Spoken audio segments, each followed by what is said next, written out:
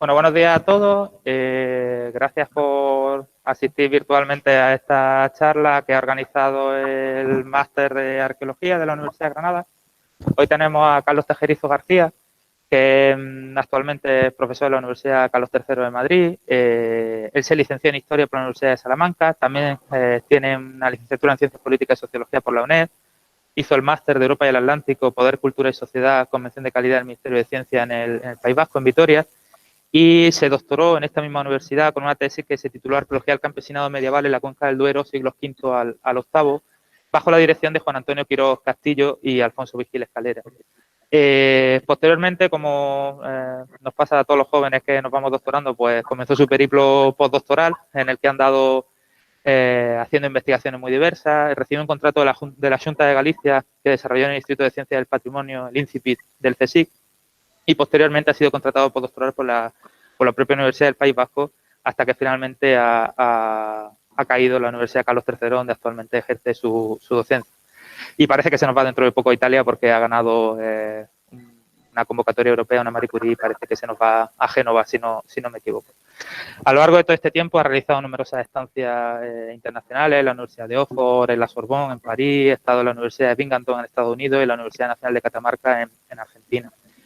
Y sus principales líneas de investigación, que en gran medida son de lo que nos viene a hablar hoy en esta charla, se centran en el estudio arqueológico de las sociedades campesinas en la larga duración histórica, su estructura social, su forma de adaptación y resistencia a los cambios políticos y económicos.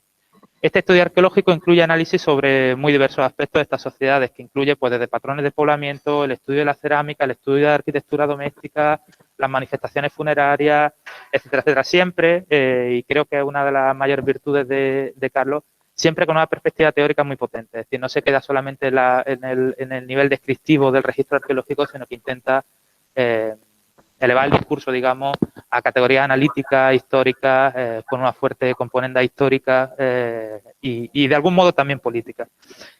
Actualmente desarrolla el proyecto Resistencia y Resiliencia de las Sociedades Campesinas Gallegas en los momentos de peligro, un análisis antropológico y arqueológico de larga duración histórica, cuyo objetivo es analizar arqueológicamente las formas de resistencia y adaptación de las sociedades campesinas en el sureste de Galicia, en términos comparativos en tres momentos históricos diferentes: el fin del Imperio Romano, el fin del antiguo régimen y la dictadura franquista. Fruto de todas estas experiencias, su doctorado, sus investigaciones, sus contratos postdoctorales, etcétera, etcétera, pues es autor de numerosísimos trabajos en algunas de las principales revistas en Arqueología y Arquitectura, en el Journal of Mediterranean Archaeology, en Arqueología Medievales, en Munive. Es autor de varios libros, en algunos casos como editor. Quisiera destacar el manual sobre arqueología de la península ibérica entre el 300 y el año 850 que publicó en inglés.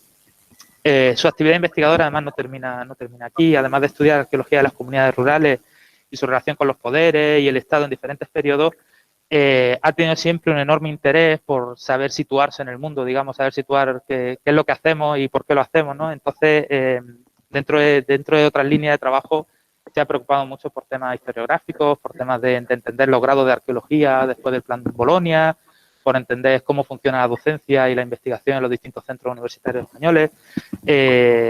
Digamos que incluso más recientemente ha publicado un trabajo sobre cómo ha impactado la crisis del COVID en la práctica arqueológica en nuestro país.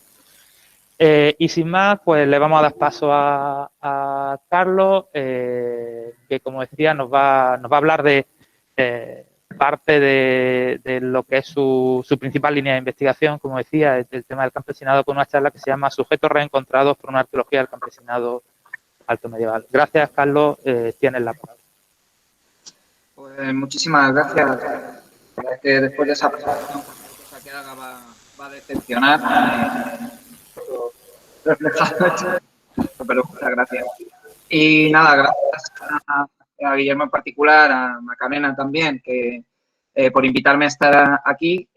A Macarena, que no la conozco en persona, pero es una referente, ¿no?, en los estudios cerámicos, a la cual hemos leído muchísimos trabajos y que me hubiera gustado. Entonces, para mí, me ha gustado conocerla en persona. Para mí esta charla es un poco contradictoria, porque por un lado tengo muchas ganas de comentar algunas cosas que tengo aquí preparadas con vosotros y vosotras y dialogar sobre ellas, pero al mismo tiempo me hubiera encantado, y de hecho a Guillermo estuvimos forzando muchísimo la máquina para ver si esto de la COVID pasaba y podía ir presencialmente, Granada, mi querida Granada, que hace un montón de tiempo que no estoy por allá, y para ver a amigos y conocidos, algunos de los cuales están por aquí. Pero bueno, las circunstancias son las que son y tiene que primar la seguridad y la salud antes que la ciencia y mi bienestar personal estando en Granada, que además tiene que hacer muchísimo mejor de lo que está haciendo ahora mismo por Madrid Ávila. Bueno, hecha esta presentación, no sé cuánto tiempo más o menos tengo. Yo cuando me pase mucho, si me paso mucho me decís. Y pasamos al diálogo, al debate, que yo creo que puede ser lo más interesante. En principio creo que se pasan bien las diapositivas. Si hay algún problema me decís, pero yo las voy pasando, creo que se ve bien. Bueno, como ha dicho Guillermo, la idea de hoy es hablar un poco sobre este tipo de sujetos que entiendo y entendemos dentro de una perspectiva historiográfica que se les ha dado una importancia muy desigual a lo largo del tiempo y que estamos en una coyuntura en la cual parece que podemos reencontrarnos con ese tipo de sujetos históricos que además están llamados, como defender ahora mismo, a jugar un papel fundamental en el futuro, tanto académico como social, como mundial. Y la COVID además ha puesto sobre la mesa muchos de los aspectos que creo que van a salir hoy a lo largo de esta pequeña charla. Entonces quería empezar hablando de esta persona, se llama Elie Girvan. Elie Girvan es un pastor que trabaja en los montes de Casallo, en los montes más altos de Galicia, donde estamos desarrollando varios proyectos de los que hablaré a lo largo de la charla. Elie es un representante del campesinado, vamos a decir, posmoderno, boliviano, diría Kearney, que es un antropólogo americano que utilizó este palabra para referirse a los campesinados posmodernos, ¿no? Elie Girvan es un personaje muy curioso, él es moldavo, aunque es interesante cómo su identidad ha estado muy transformada a lo largo de estos años con su contacto con la gente de allí de Casallo. Entonces le llaman el rumano, le llaman algunos el moro, pero bueno, él es moldavo y él ha sido pastor toda su vida. Y además vivió un evento bélico muy particular que fue la guerra de Transnistria. Entonces te cuento historias de cómo él pastaba ovejas, además unas ovejas inmensas que tienen allí en la zona de Transnistria, mientras le caían bombas alrededor en este conflicto de la guerra de Transnistria, ¿no? Entonces, después de la guerra, Ilie hizo el servicio militar, pero no quedó contento con la situación que había en el país. Además, fue el momento de la caída del telón de acero, toda una serie de transformaciones. Entonces, decidió irse a pastar al oeste a ejercer como pastor al oeste de Europa. Y es curioso que cómo entra la modernidad también a manejar y a distribuir a este tipo de personas, ¿no? Entonces, Ilie lo que hizo fue meterse en la página web de la Comisión Europea y solicitar un empleo allí. Y al final acabó primero en Zamora y luego en los Montes de Casallo, donde está ahora trabajando. Entonces, dentro de nuestro proyecto lo que hemos hecho también es etnografiar un poco la vida de este último pastor. Es curiosísimo que este sea el último pastor de una zona tradicionalmente ganadera, el último pastor asalariado, porque las ovejas no son suyas. Entonces, tratamos de etnografiar la vida de esta persona como representante de estos cambios, estas transformaciones tan enormes que consiguen que un pastor ejerciendo una profesión, digamos, milenaria, pase desde la guerra de Transnistria hasta los montes de Galicia. Entonces, de alguna manera, Ilie lo que está representando aquí es, por un lado, una tradición, una larga duración histórica, una historia, como decimos, milenaria, pero al mismo tiempo, como esta historia milenaria se ha ido transformando y adaptando a los nuevos tiempos, lo que ahora se conoce con el nombre de resiliencia, ¿no? La capacidad de los grupos humanos de adaptarse a las nuevas circunstancias. Entonces, mandando un correo, pues, Ilie Girvan, antiguo militar del ejército moldavo, pues está pastoreando en los montes de Galicia. Y es una historia muy paradigmática de esta, digamos, paradoja, ¿no?, entre unas tradiciones muy largas en el tiempo que se están transformando de forma muy masiva y de forma muy rápida, ¿no?, que esto es lo que conceptualizaré luego como momentos de peligro. Y además, Ilie representa estos cambios en un momento en el cual el mundo rural está siendo cada vez más presente en el mundo. Y para esto solo hay que fijarse un poco en las noticias que tenemos en marcha. Ahora mismo, no sé si tenéis constancia de ello, porque es verdad que es una noticia que es como un evento que está sucediendo un poco al margen. En la India se están produciendo ahora mismo las manifestaciones rurales más masivas de la historia. Al mismo tiempo que hoy ha salido la noticia de que están teniendo las tasas de contagio COVID más altas del mundo. Creo que hoy pasaron los 300.000 contagiados en la India. Entonces, en la India se están produciendo unas manifestaciones masivas que representan esa paradójica situación del mundo rural actual, en el cual se tienen que, por un lado, tratan de mantener ciertas circunstancias, ciertos modus operandi, ciertas formas tradicionales de ser y estar en el mundo, pero, y al mismo tiempo resistiendo y adaptándose a transformaciones de corte neoliberal muy, muy profundas. En la India, a finales del año pasado, se promulgaron en concreto tres leyes agrarias que lo que hacían era desmontar todo el sistema de pequeñas granjas, que es uno de los, prácticamente el sistema mayoritario de organización de la tierra en la India.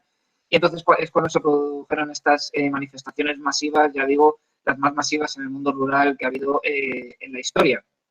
Y esto lo que nos llama es la atención de cómo estas transformaciones del mundo rural todavía afectan a día de hoy y de alguna manera cómo desde las ciencias sociales humanas todavía no sabemos muy bien entender todos estos procesos y no los entendemos, y esto es lo que voy a defender aquí, desde esa larga duración, desde las herramientas, las armas que nos permiten la arqueología o la historia. En un momento, además, también que en nuestro propio país pues están dando debates muy potentes, ¿no?, sobre cuál es el papel del mundo rural, cuál va a ser el papel del mundo rural en el futuro próximo. Y bueno, tal vez el título más representativo es La España vacía, La España vaciada, algunas de Sergio del Molino, que lo que ponía en la mesa es volvía a traer de alguna manera de forma mainstream, porque bueno, Sergio del Molino lo que hacía era recoger algo que ya estaba ahí y lo hizo mainstream, recoger esa situación de olvido de ese mundo rural que poco a poco ha ido transformándose y que de forma masiva, como veremos en la presentación en estos últimos decenios, pues ya ha llegado quizás a un punto sin retorno para algunos, pero para otros autores, como por ejemplo ese que pongo ahí abajo a la derecha, Jan Doude van der Ploeg, que es un antropólogo holandés, él defiende todo lo contrario, y es que en el futuro próximo las sociedades campesinas van a tener un peso cada vez más importante, y él habla del concepto de representation, es decir, de campesinización de Europa como una forma de solucionar los grandes problemas que tenemos ahora mismo presentes como sociedad global, como es el cambio climático, como es los procesos de consumo, los problemas con los procesos de producción, los procesos de reciclaje. Bueno, pues él apuesta y él entiende que estos nuevos campesinados van a ser importantes en el futuro próximo, y de hecho la COVID lo que ha hecho, como digo, es reforzar esa idea. Y de hecho es curioso que frente a un periodo en el cual la despoblación, la España vaciada, el traslado de población del mundo rural al mundo urbano ha sido constante ya desde prácticamente el siglo XIV-XV, en un movimiento tendencial que no se ha modificado. Bueno, pues por primera vez municipios que habían ido constantemente perdiendo población, ahora mismo con la COVID ha habido un retorno a lo rural muy instrumentalista, también hay que decirlo, y ahora justo es curioso que algunos municipios pequeños se han crecido, ¿no?, y la gente se está volviendo a empadronar en los municipios. Todo esto ha sido un poco para defender la idea de la importancia del campesinado y el interés que suscita, ¿no?, el poder estudiarlo desde una herramienta tan útil, tan diversa como es la arqueología. Como de costumbre uno viene a hablar de su libro, en este caso es un libro, el pequeño artículo este que publicamos Guillermo y yo, en el que en realidad como de costumbre no somos nada originales.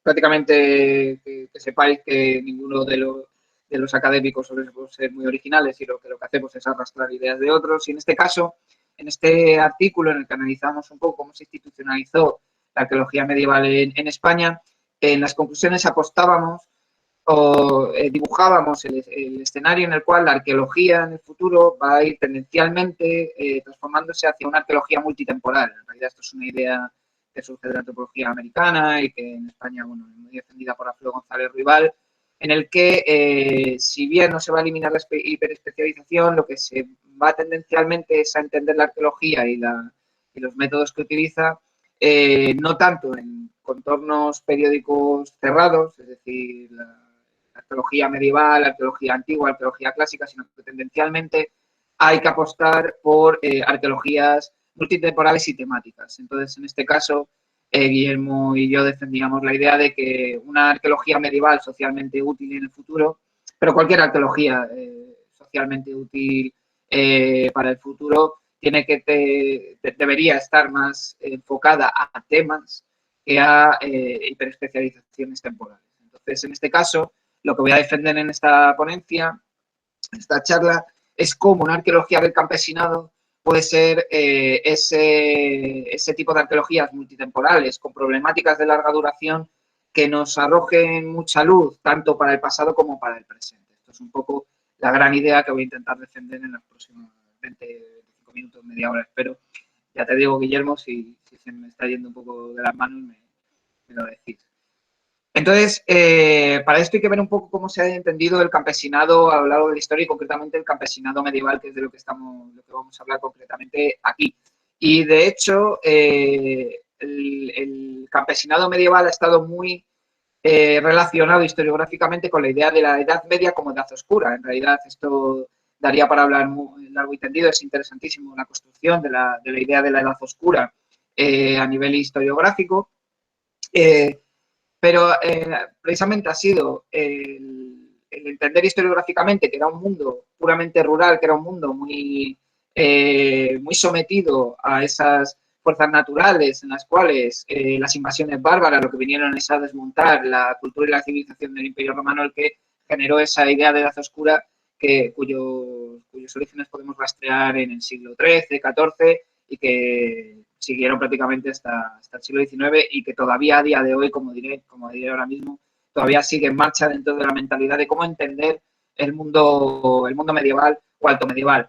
Es interesantísimo cómo esta Edad Oscura también tiene en la base una serie de ideas que para mi gusto son bastante perversas. En realidad, de nuevo, no soy original, esto es un análisis que ya hizo Chris Wickham, en ese monumento a la historia alto medieval que es el Framing de Early Medieval Ages, en el cual venía a decir lo siguiente, y es que la Edad Oscura es oscura porque no hay fuentes escritas. Entonces, al no haber fuentes escritas, no se puede ver reflejada la cultura de la élite, que es lo que hemos entendido tradicionalmente desde la historiografía, que es la propia historia. Es decir, lo que se estaba transmitiendo bajo este término de Edad Oscura era una idea muy elitista de la propia historia, en la cual si no hay escritura, no hay élite representando a la historia, entonces la historia deja de ser, entonces empieza a ser oscura. Esto también es una crítica que hizo Eric Wolf, ese antropólogo americano en este monumento también, que es Europa y la gente sin historia, en la cual lo que venía a decir es que precisamente en aquellas culturas en las que no tienen unas formas de transmisión basadas en la propia escritura, esas sociedades sin escritos es también sociedades que no tienen historia. Y esto en realidad es un pensamiento falso, precisamente porque lo que hay es una transformación tanto de la cultura de las élites como de continuidad de las culturas populares, en este caso de la cultura campesina. Y este tipo de visiones sobre la Alta Edad Media como Edad Oscura, ya digo, muy vinculadas a esa idea de que las élites tuvieron una transformación cultural en la que dejaron de escribir porque no se sentían representados en la escritura, llevó también asociada ciertos determinismos a la hora de interpretar el mundo general, el mundo alto medieval en general, pero el mundo rural y el campesinado en particular. Entonces lo que nos vamos a encontrar es lecturas de corte muy etnicista, es decir, que esta edad es oscura porque vinieron las invasiones bárbaras, los godos, los ostrogodos, los francos, y estas invasiones bárbaras lo que sometieron es a la Europa a una edad oscura. Pero realmente lo que voy a defender es que detrás de todo esto lo que hay es fundamentalmente sociedades campesinas con unas lógicas campesinas que son las que producen y se reproducen en el tiempo. Y esto es esta visión de la edad oscura a la hora de interpretar, en este caso, el campesinado alto medieval es algo que llega hasta nuestros días. Este es un artículo que yo personalmente cito mucho, que es un artículo de García Moreno, que se titula El campesinado hispano-visigodo entre bajos rendimientos y catástrofes naturales. Ya ya da una idea de cómo va a afrontar, cómo se afronta el campesino hispano-visigodo. Y bueno, realmente no es que sea García Moreno, sino que hago referencia a una forma de entender ese mundo rural, esas sociedades sin historia en un momento en el que no tenemos, en este caso, fuentes escritas que nos hablen sobre ellas. Entonces, esta forma de entender el campesinado alto medieval pues se dibuja en estos términos, ¿no? De una agricultura de subsistencia, amenazada por el espectro de hambre, bajísimo nivel de vida y estado de alimentación de la población campesina. Es decir, una visión en la cual las sociedades campesinas simplemente sobreviven a las circunstancias, a la espera de nuevos y mejores tiempos que vendrían según autores clásicos como Georges Duby o Edwige Van Bath, ya en el siglo VIII, IX, incluso X, con el crecimiento agrario. Hasta entonces, desde el fin del Imperio Romano hasta el siglo X, el campesinado básicamente es un grupo social abocado a la supervivencia más básica. Y este es el tipo de visiones que prácticamente hasta la actualidad han permeado e incluso hoy están muy en boga. Sin embargo, en los últimos 20, 30 años se ha vivido un contexto historiográfico muy particular en este caso, en la arqueología en general, pero que ha afectado especialmente a la arqueología medieval, tardativa. Bueno, el término es el que queráis, lo importante es darle contenido a sus conceptos. La arqueología, ese periodo de la Edad Oscura, es un poco lo que nos estamos refiriendo. Y este cambio de paradigma, estos transformaciones tienen que ver con varios procesos de los cuales me gustaría destacar dos. Uno de ellos es lo que podemos denominar la paradoja de la arqueología comercial. En un momento de liberalización del suelo, también en consonancia o al mismo tiempo que se ponía en marcha la ley de patrimonio del 85, hizo que la arqueología sirviera, como dice Pedro Díaz del Río, para exorcizar, ¿no? Para generar tierras y para generar espacios que se puedan construir. Es decir, los arqueólogos y arqueólogas funcionaban como exorcistas que iban y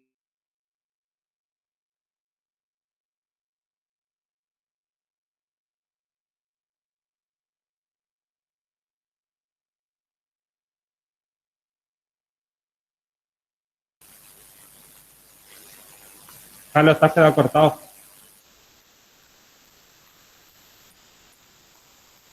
A ver. Sí, sí, sí. Ya he visto que se ha quedado cortado. Voy a...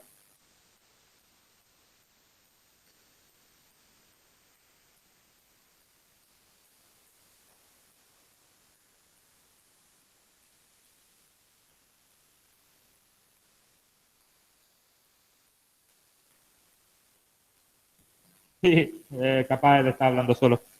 Le he mandado, le estoy escribiendo por WhatsApp un momentillo a ver qué dice.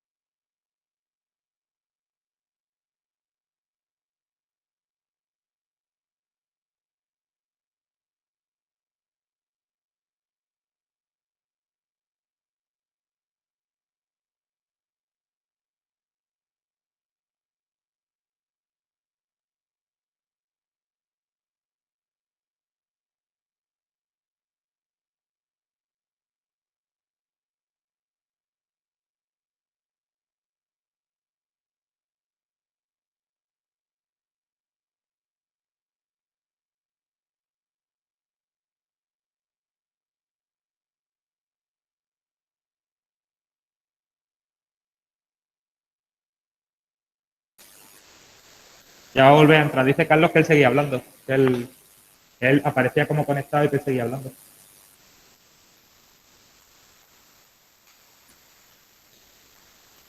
Iba a desconectarse y a volver a entrar a ver qué es lo que había pasado.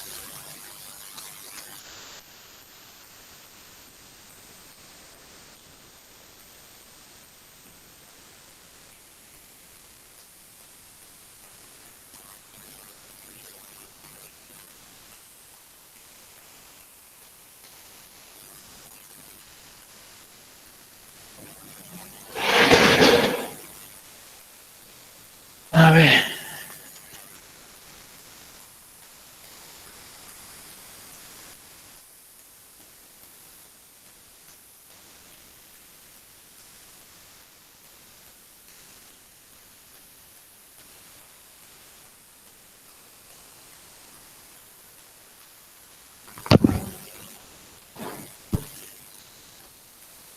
Carlos, el micro, ¿te lo tiene apagado? ¿Ahora? Ahora. Joder. O sea, podía haber estado hablando durante 2 horas y ahí me he quedado.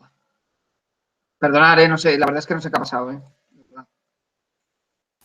Nada, la conexión, problemas del directo, no pasa nada.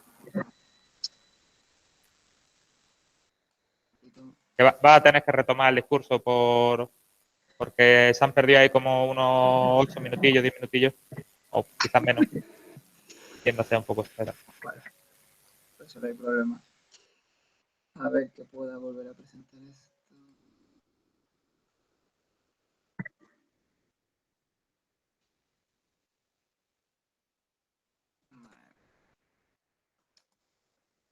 A ver ahora. Vale, lo tenemos.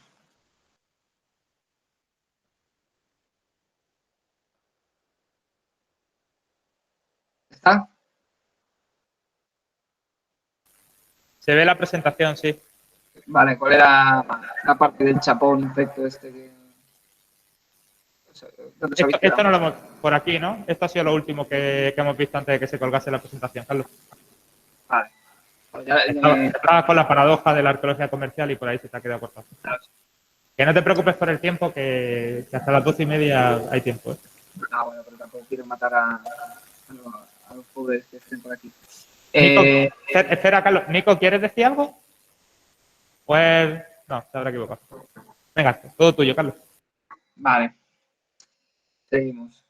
Vale, pues después de este problema, lo que estaba diciendo es que, un poco retomando todo el hilo, lo que venía a defender o que venía a argumentar aquí es que el campesinado es un elemento, un sujeto histórico que nos permite sobrepasar esas arqueologías temporales de la arqueología, digamos, más clásica y que nos permiten avanzar hacia una arqueología más temática en el cual, pues, de alguna manera la arqueología también pueda ser socialmente útil para el presente. Entonces, lo que estoy ahora tratando de defender es la idea de que justo nos encontramos en un momento historiográfico óptimo para poder abordar esto. Y esto se produce por dos cuestiones. Un proceso que es este proceso de la paradoja de arqueología comercial, básicamente 30 años de destrucción del bien común histórico, que ha permitido descubrir y visibilizar todas estas granjas, aldeas, todos estos espacios puramente campesinos que hasta ahora no se habían tenido en cuenta, por lo menos en el ámbito peninsular, en la Academia Peninsular,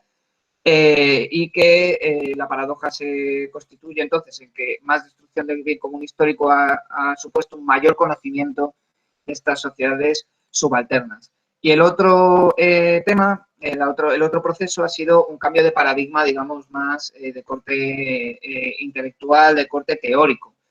Aquí, esto sí que no os quiero aburrir nada con este tema, pero en todos estos trabajos que estamos realizando, en todo este proyecto, digamos, casi de vida que tenemos montadas algunas personas en torno a estos temas, estamos reflexionando sobre este tipo de conceptos que nos permiten, creemos, abordar estos sujetos sin historia de la Alta Edad Media, pero que en realidad son sujetos sin historia de toda la historia de la propia humanidad, y estos conceptos nos ayudan a entender mejor esos grupos sociales. Simplemente por dar unas pequeñas pinceladas, digamos que 3 grandes núcleos de pensamiento están dirigidos a reconceptualizar, o por lo menos, más que reconceptualizar, de utilizar toda la teoría campesina que se está desarrollando en la antropología, sobre todo en el ámbito que se llaman los peasant studies, del que, por ejemplo, Eric Wolf forma parte.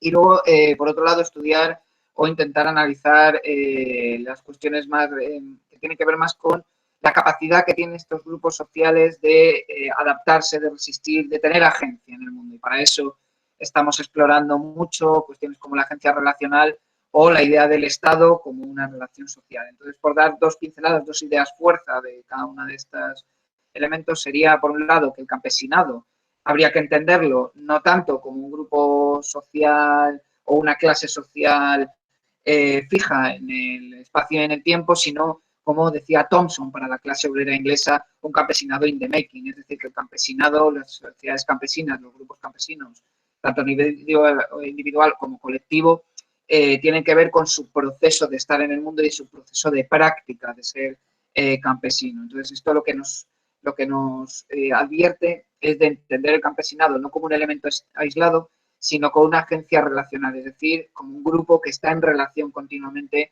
con otros grupos sociales hacia el exterior y también hacia el interior. Y de ahí surgen los debates de cómo se forman las comunidades campesinas, quién forma las comunidades campesinas y cuáles son sus elementos de identificación.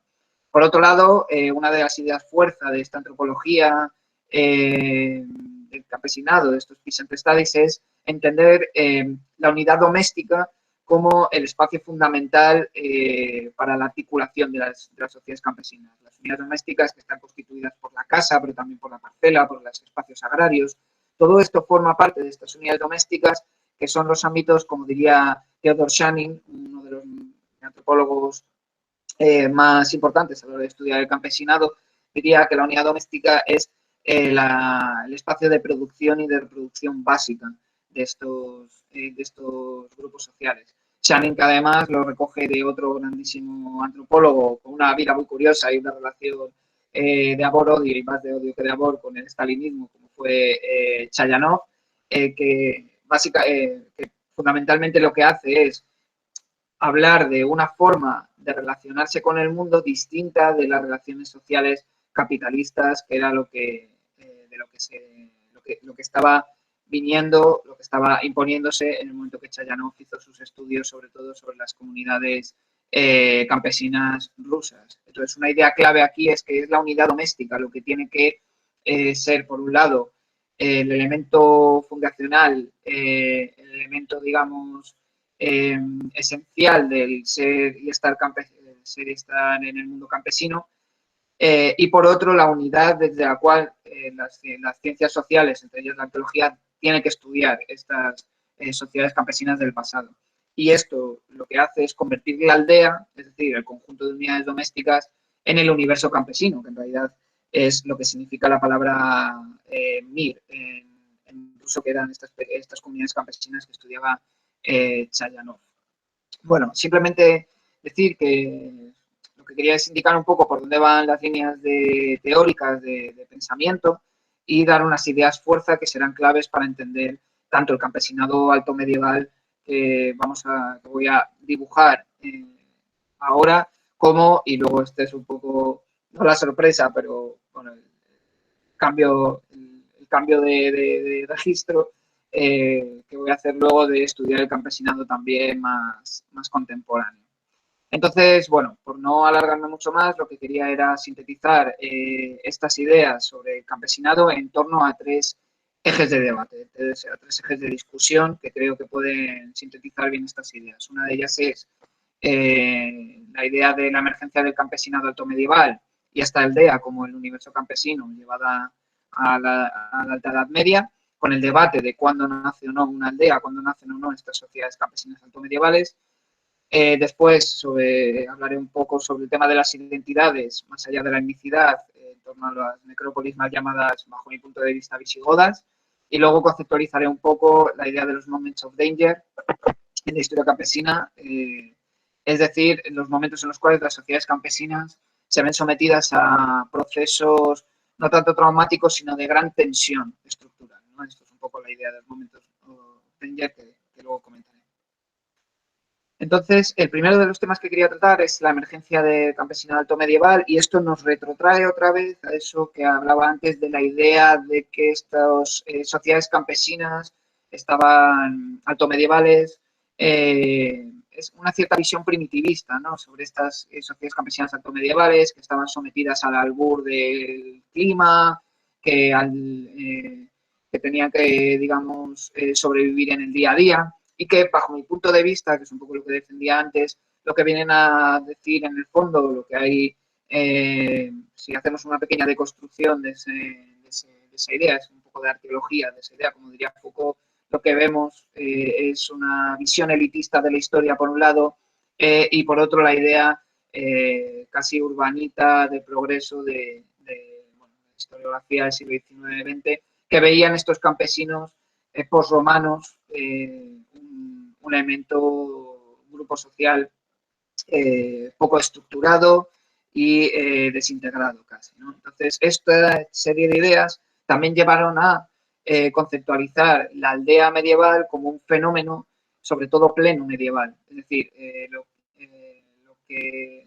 momento de emergencia de las aldeas medievales, tal y como se entienden clásicamente, sería un fenómeno muy posterior a, evidentemente, el fin del Imperio Romano, y tendría más que ver con procesos que están ocurriendo en el siglo X, siglo XI, algunos, como este libro que ahora comentaré, lo llevan al Imperio Carolingio. Pero en general la idea es que todo lo que había antes era algo desestructurado, eran sociedades campesinas que no podían llamarse campesinas como tal porque no tenían todo lo que entendería esta historiografía, que es las características básicas de las sociedades campesinas medievales, que es la aldea, que es la parroquia, que es la iglesia como un elemento fundamental de articulación del territorio, los castillos, el fenómeno del encastellamiento, bueno, una serie de territorializaciones y de estructuraciones políticas que era lo que constituía el campesinado. De alguna manera aquí lo que se estaba era subalternizando al campesinado, de tal manera que eres campesino en la medida que los poderes feudales decían o estructuraban el paisaje que tú eras en una sociedad campesina, ¿no? Esto lo que llevaba es entender todo lo anterior como algo distinto, algo que no era aldea campesina. Entonces de ahí surgieron pues, términos como protoaldea, que es el que maneja, por ejemplo, Chapelotti Fossier en este maravilloso libro, por otra parte, porque es fundacional de toda esta corriente.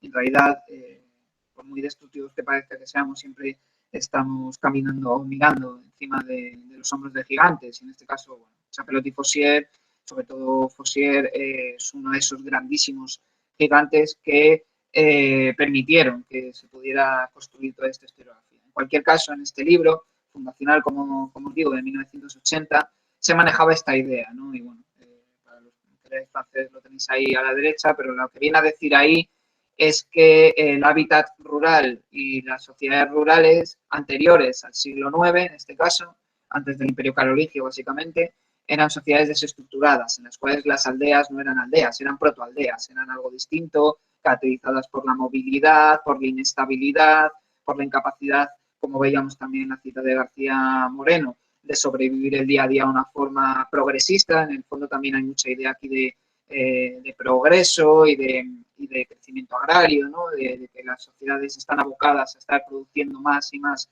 o están abocadas al fracaso. Bueno, todo esto es lo que se delineaba, ¿no? Un poco en este tipo de ideas sobre el nacimiento de la aldea, la naissance du village. Pero en cambio, bajo, bueno, mi punto de vista, de nuevo decir que aquí no soy nada original, hay que retrotraer un poco más esta historia del campesinado europeo.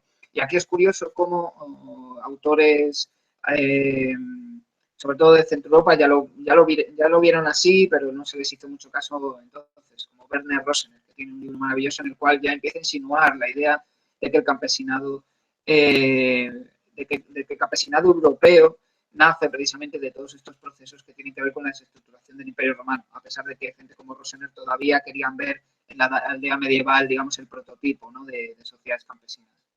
En cualquier caso, bajo mí y el punto de vista de más personas, que incluirían, por ejemplo, a Chris Wickham, El origen del campesinado europeo, el origen de las sociedades campesinas medievales, tienen que ver con esta crisis estructural, con esta crisis que afecta a las estructuras más básicas del imperio romano. Y es durante este siglo V cuando lo que caracterizó al imperio romano acaba por transformarse de forma radical. Y esto, bajo nuestro punto de vista, ocurre en el siglo V porque se juntan diversos fenómenos que estaban en marcha y otros nuevos que vienen a apuntalar todo eso que estaba en marcha. Entonces tenemos procesos internos de una crisis económica muy agudizada, de conflictos sociales que también tienen un componente muy ruralizado, por ejemplo, con las vagaudas, que son una serie de movimientos sociales posiblemente muy vinculadas al campesinado de la época, en un momento en que vieron posibilidades de mejorar sus condiciones y auspiciadas por unas élites territoriales muy concretas que instrumentalizaron todos esos movimientos, una reestructuración muy potente del poblamiento y junto con otros procesos externos en los cuales incluimos eso que llamamos las invasiones bárbaras, en lo cual no me voy a meter, pero que habría que por lo menos matizar. En cualquier caso, fenómenos que están ocurriendo, procesos que están ocurriendo en todo este siglo V, que lo que hacen es desvertebrar y desmantelar de forma muy profunda todo lo que había caracterizado al Imperio Romano. Y esto la arqueología, bajo mi punto de vista, es especialmente elocuente, en cuanto que lo que observamos en el registro material, todo nos indica que esta crisis estructural se está produciendo. Uno de los elementos fundamentales es el fin de la villa tardoimperial tal y como la conocemos. Sí que es verdad que hay villas, esa gran villa, ¿no? La idea tampoco me paro mucho porque entiendo que tenéis esa idea de la villa tardorromana, que en el fondo lo que está es relacionado con una forma de organizar el mundo rural muy concreto, que son los latifundios romanos, a pesar de que también había pequeñas propiedades. Estas villas tardorromanas, tardoimperiales, acaban en su práctica mayoría a mediados del siglo V. Y esto la arqueología, allí donde tenemos datos, es muy clara. Sí que es verdad que hay otras que sobreviven un poco en el tiempo, pero son fenómenos territoriales que no que sería un poco la pars pro toto. No hay que tomar esos ejemplos, creo, para dibujar un estado generalizado de las cosas en el cual las villas acaban por abandonarse y reocuparse y transformarse, como veremos ahora mismo. Y otro de los fenómenos que también nos hablan de este fin de era, podemos decir, es la ocupación de ciertos espacios fortificados en altura, ¿no? Esto es un fenómeno que es muy generalizado. Es verdad que yo no tengo mucha información sobre lo que ocurre al sur de la península ibérica, pero en el caso del norte, que es donde creo que es donde se produce esta crisis estructural en mayor medida, sobre todo por unas élites más desconectadas con el mundo mediterráneo, que es lo contrario por lo menos algo que caracteriza al mundo del sur peninsular, y por eso se desarrollan más estos fenómenos de asentamientos fortificados en altura. Entonces, todos esos puntos que veis en ese mapa son este tipo de asentamientos que a lo largo de finales del siglo IV y sobre todo a lo largo del siglo V van apareciendo en contraposición junto con el fin de la villa tardoimperial. A la derecha lo que tenéis es un yacimiento que estamos excavando ahora mismo y que, bueno, de hecho vamos a empezar a excavar otra campaña la semana que viene, que es precisamente uno de estos asentamientos fortificados que, como diría Gramsci, representarían ese mundo de transición, ese claroscuro, ¿no? Este momento en el cual hay una crisis estructural del mundo rural, del mundo imperial romano, que se vertebra a través de la aparición de este tipo de asentamientos fortificados. La interpretación que hacemos, no me voy a detener mucho en esto, pero la interpretación que yo hago sobre este tipo de fenómenos tiene que ver mucho con la reestructuración de las formas de control de las élites. En un momento en el cual el Estado ya no les protege, ya no protege sus intereses de una forma tan eficiente, pues tienen que, de alguna manera, posicionarse en el paisaje mediante estas fortificaciones, no tanto porque haya una invasión bárbara real, porque, bueno, como visteis en el mapa anterior, sobrepasa las fronteras de lo que son las invasiones bárbaras, sino de una manera de control sobre el territorio. Un poco, parafraseando a Naomi Klein, pues un poco la doctrina del shock. En el momento en el que hay una trauma social lo suficientemente fuerte, las élites se reestructuran de tal manera que puedan reproducir su control. Y, bueno, un poco llevando esa idea a la alta Edad Media, pues utilizaríamos esto para entender mejor estos espacios fortificados. Pero lo que realmente caracteriza este periodo es la aparición precisamente de las primeras aldeas, lo que llamé en su momento en la tesis las aldeas de primera generación. Y curiosamente es en este momento del siglo V en el cual empezamos a ver materialidades y arqueologías que ya nos ponen en relación con el mundo rural y con una cierta sociabilidad y relaciones sociales de tipo campesino. Entonces empieza a aparecer en el paisaje pues, yacimientos muy vinculados a lo que fueron las antiguas villas tardoimperiales y vinculados a nuevas formas de ser y entenderse en el mundo, como es en los espacios rituales. Hay una transformación ritual muy potente en este momento que Alfonso Vigil Escalera conceptualizó con las necrópolis postimperiales, y esto precisamente lo vemos en el siglo V. Y un fenómeno que se va a desarrollar, este fenómeno de aparición de estas primeras aldeas, de estos primeros espacios de sociabilidad campesina en el mundo rural, luego se van a extender y profundizar y desarrollar en los siglos siguientes.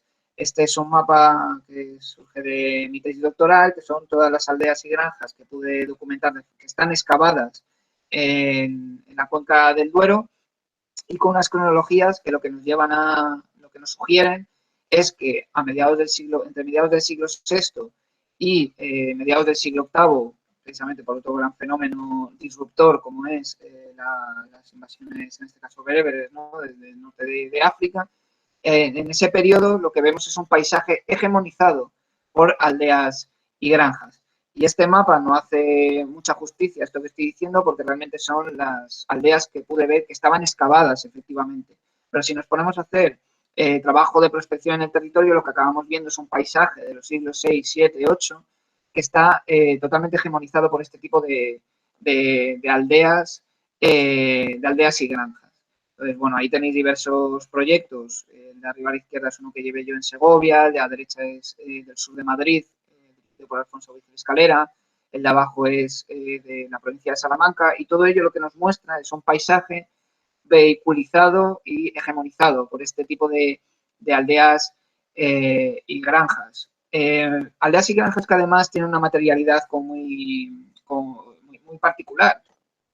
A la izquierda lo que tenéis es una planimetría para que veáis cómo es la planimetría una aldea de este tipo, pero a la derecha lo que tenéis son el tipo de estructuras que localizamos, ¿no? Que fundamentalmente son estructuras rendidas en forma de cabañas, de silos de almacenamiento, pero que también tienen asociadas unidades domésticas construidas a base de con cimentación de piedra. Es decir, a pesar de lo que se dijera en su momento de que la piedra se había perdido después del Imperio Romano y que las invasiones bárbaras habían traído una forma de construcción germánica basada en los materiales perecederos, esto no es así. Y de hecho la arquitectura fundamental de este periodo es una arquitectura en piedra y además con una diversificación constructiva muy potente, que en el fondo lo que vienen a hablarnos es de la diversificación del propio mundo campesino, ¿no?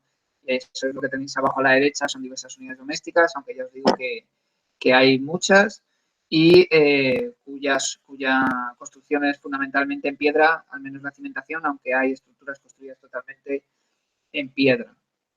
En cualquier caso, lo que nos habla de todos estos paisajes es una sociedad campesina muy desarrollada, muy estructurada en el territorio, con una forma de entender el paisaje muy determinada. Es decir, una sociedad campesina como podría racionalizar la antropología campesina de Shanin o de Chayano, una sociedad campesina basada en la unidad doméstica. Y frente a la idea de esas sociedades campesinas al albur del clima, al albur de que tienen que sobrevivir, incluso comerse entre ellos, en un mundo apocalíptico, ¿no? Lo que vemos cuando estudiamos el registro arqueológico es todo lo contrario, son sociedades muy resilientes. Esto yo creo que es una palabra que, a pesar de todos los problemas que pueda dar, es una palabra muy adecuada para entender a estas sociedades campesinas que después del Estado, en el momento en que el Estado no es la máquina engrasada que podía ser el Imperio Romano, al menos en su momento de auge, son capaces de articular su discurso en el mundo y no solo sobrevivir, sino desarrollarse dentro, y esto es lo importante, de las lógicas campesinas del momento. Esto es lo que Chris Wickham ha conceptualizado como el modo de producción campesino, que realmente es un concepto que ya se estaba manejando en la antropología americana y en antropología, por ejemplo, como asiática, como bueno, de Europa Oriental, como es la de Chayanov. Y lo que vemos en el registro arqueológico son unidades domésticas plenamente conformadas que tienen una economía muy compleja, y de esto Marcos, que está presente, pues puede decir, hablar muchísimo más y de forma mucho más erudita que yo a la hora de entender cómo este tipo de sociedades articulan la ganadería, ¿no? Entonces, lo que hace es, de alguna manera, desdibujar esa idea del campesinado alto medieval como sociedades no campesinas, que es en el fondo la paradoja, ¿no?, de esa línea historiográfica. Es decir, tenemos campesinado que no es un campesinado en el fondo, cuando realmente sí que lo es. Arriba lo que tenéis es la aldea de Gózquez, la plenimetría, y lo que veis es una aldea plenamente estructurada en el paisaje, en el cual tenemos dos barrios, uno a la derecha, otro a la izquierda, que en el centro lo que tiene es una necrópolis, que como veis además muy cuadriculada, es decir, está plenamente organizada en el paisaje, y que articula esas identidades que también estaban construyéndose en este momento, creaban la comunidad campesina. Este es el otro elemento fundamental para hablar de sociedades campesinas, distintos elementos identitarios que conforman una comunidad. Esto como el primer tema. Ya os digo, va a ser más largo, espero ser más sintético a partir de aquí, porque ya la idea fundamental está estructurada. Ahora simplemente es llevar esa idea a otros campos. Y uno de ellos es el campo de las identidades. Como decía, uno de los ejes historiográficos más importantes que ha habido en esta arqueología alto medieval hasta prácticamente la actualidad, porque todavía sigue siendo muy importante, es vincular fundamentalmente este periodo con cuestiones étnicas y cuestiones de relaciones de grupos étnicos. Es decir, el debate se situaba en torno a dónde estaban los visigodos que llegaron e instauraron el Estado visigodo, dónde quedaron las poblaciones romanas. Entonces se generan discursos históricos que hacen depender la propia historia, el proceso histórico, de la etnicidad de cada grupo social, ¿no? Yo lo que digo es que detrás lo que hay son fundamentalmente sociedades campesinas que están adaptando sus formas de ser y estar en el mundo a un contexto concreto, ¿no? Y esto es lo que vengo a criticar de estas necrópolis mal llamadas visigodas. Necrópolis como la que veis a la izquierda, que es una planimetría, vamos a decir, simplificada por no darle otro adjetivo, que dice de la necrópolis de Duratón, que es una necrópolis, digamos, visigodas más conocidas de la historiografía, en el cual aparece ese tipo de materiales, ¿no?, de broches de cinturón, de figuras de puente, acriformes, que es lo que normalmente se vincula a las poblaciones visigodas, ¿no? Y esta ha sido esa determinación. Cementerios de este tipo eran poblaciones visigodas que se habían instalado allí, y por lo tanto pues teníamos estos espacios étnicos, ¿no?, que luego se irían obliterando, irían fusionándose con las poblaciones hispano-romanas previas. Este es el discurso, digamos, clásico y tradicional sobre este tipo de materialidades de cementerios. Sin embargo, en fin, hay muchas inconsistencias en este discurso, no voy a entrar en muchas, pero simplemente traer aquí este gráfico en el cual se reflejan las necrópolis llamadas visigodas más importantes de la península ibérica, sobre todo concentradas en el centro, aunque no exclusivamente, que esta es otra de las grandes críticas que se pueden hacer, en el cual lo que vemos es que las tumbas que tienen este tipo de ajuares realmente son muy escasas, y tenemos algunos ejemplos, normalmente los que están peor excavados, en los cuales hay como un aumento de este número de tumbas, pero que generalmente, como veis, no suele pasar el 5 o como mucho el 10% de los enterrados. Es decir, que estos elementos no estarían dibujando tanto una cuestión étnica, sino una cuestión social, de estatus y sobre todo de relación social con el entorno. Entonces, la interpretación que yo hago, por resumir mucho, sería que este tipo de cementerios en realidad lo que están es vehiculizando un tipo de sociabilidad campesina de un territorio muy concreto, en la cual el nuevo Estado visigodo tiene intereses, digamos, de expansión geoestratégica. Entonces, no es tanto que hayan llegado los visigodos, se hayan enterrado así, sino que es que cuando ya han adquirido el poder suficiente, pues utilizan estos elementos como una forma de representación identitaria. Hablando en plata mal y pronto, si eras étnicamente visigodo, es decir, te vinculabas con esa identidad, tenías una serie de relaciones sociales distintas en un momento concreto en que eran más importantes, de hecho, de que eran más útiles. De hecho, cuando el Estado visigodo se desarrolla más es cuando empiezan a desaparecer este tipo de elementos de ajuar en el registro. Entonces, de alguna manera, estos enterramientos lo que nos hablan es de relaciones de poder en el entorno de las aldeas, pero vinculadas a esa idea de Estado visigodo que se está construyendo.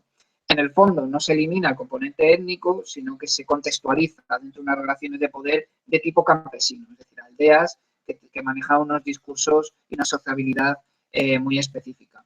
Y esto también, Marcos y otra gente presente tiene mucho más conocimiento de ello, es que los estudios de isótopos estables lo que hacen es confirmar esta diversidad, que es lo que caracteriza realmente a las sociedades campesinas. Y lo que se ha visto, por ejemplo, con los elementos de ajuar, es que tiene mucho más que ver con individuos locales que con individuos que hayan venido de lejos. Sobre esto se podría hablar mucho, pero simplemente quería destacar el hecho de que todos los aspectos materiales, toda la arqueología, lo que nos está hablando es de sociedades campesinas muy diversas, muy complejas, con una forma de racionalidad de ser y estar en el paisaje muy concreta, que van mucho más lejos de un determinismo muy específico como puede ser sociedades campesinas primitivas o sociedades étnicas claramente diferenciadas unas de otras, ¿no? Entonces, esto es lo que vemos a nivel de estudiar el registro material. Y el último elemento, y ya vamos entrando en la etapa final de esta charla, perdonad por los problemas técnicos y si me estoy extendiendo, sería esta cuestión de los moments of danger y la larga duración histórica en el estudio de las sociedades campesinas. De nuevo, fagocitando cosas que no he pensado yo, los moments of danger es un concepto que utilizó Christopher Matthews, que es un arqueólogo de la escuela, digamos, del Estados Unidos de América, vinculado a la escuela de Randy Maguire, de una serie de marxistas británicos muy, muy potentes. Tiene un libro muy interesante sobre la arqueología del capitalismo estadounidense, que os recomendaría leer, pero en este libro él desarrolla este concepto de moments of danger en el sentido de profundos cambios estructurales en muy poco espacio de tiempo, que lo que hacen es reestructurar de forma completa las sociedades envolventes, ¿no? Las sociedades que están en ese periodo. Entonces son momentos en los cuales se generan dinámicas de resistencia y de resiliencia, de push and pull, muy específicas y concretas en el tiempo, que de alguna manera recuerdan esos claroscuros gramscianos, ¿no? Que es en estos momentos donde surgen reacciones y cambios más fundamentales a la hora de entender cómo se estructuran las sociedades en el mundo. Es decir, los moments of danger como cambios estructurales muy profundos en muy poco periodo de tiempo.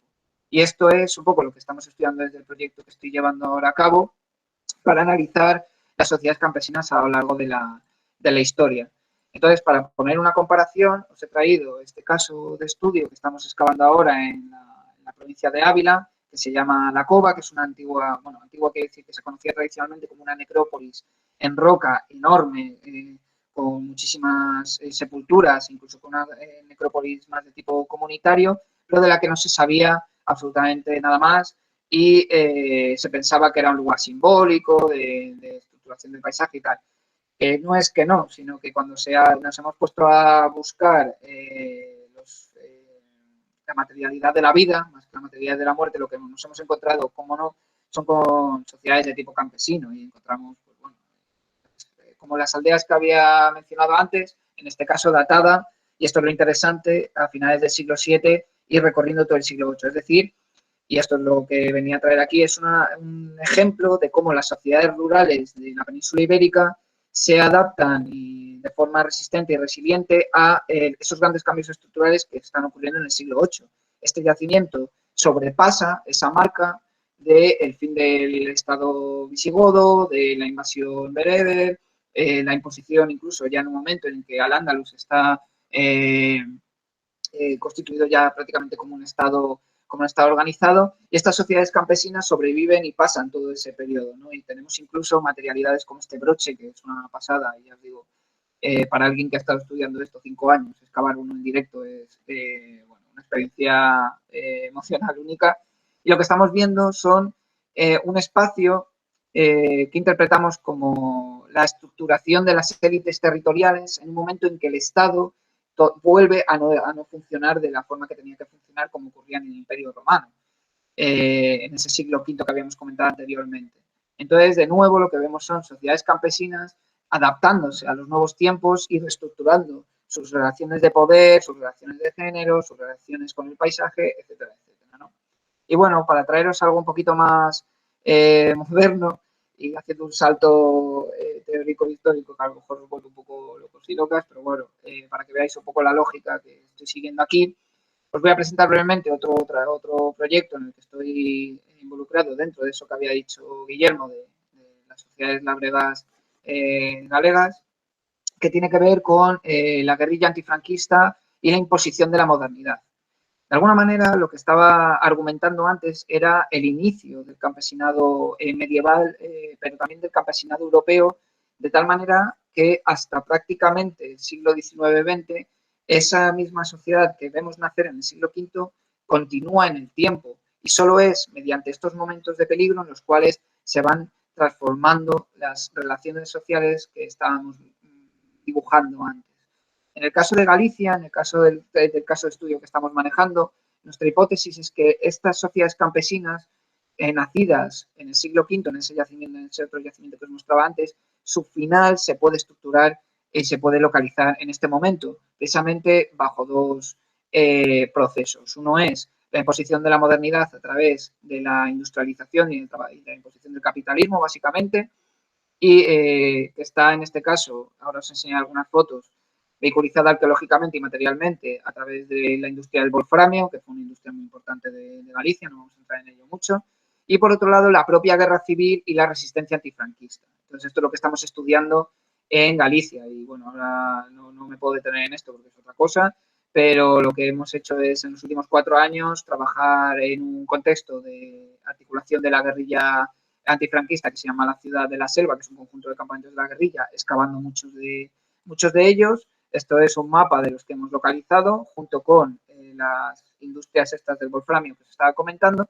Y lo que es interesante es que en este momento de peligro, en este moment of danger, lo que vemos es precisamente esta transición entre, o este diálogo entre las sociedades campesinas que vienen de lejos y un nuevo mundo que se está dibujando. Y, por ejemplo, a lo que tenéis arriba es uno de los refugios, bueno, más que refugio, un chozo que llamamos de habitación de la guerrilla a la izquierda, y cómo estructuralmente es la transposición de ese know-how de la arquitectura tradicional campesina de la zona.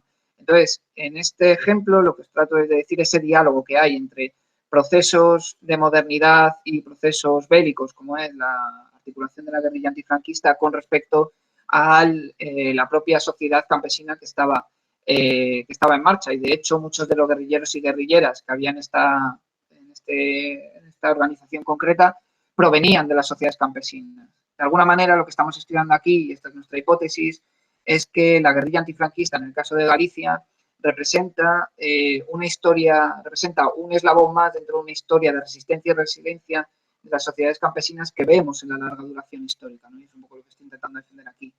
Y abajo lo que tenéis son distintos elementos arqueológicos que nos demuestran cómo la guerrilla aquí funciona como un elemento de modernidad. Lo que hemos localizado en todos estos campamentos de forma masiva, algo que yo no me esperaba, son elementos de higiene, cremas dentales, cremas de manos, etc. Y a la derecha, para mí, el objeto de las campañas, el objeto más importante es un bote que interpretamos como de penicilina.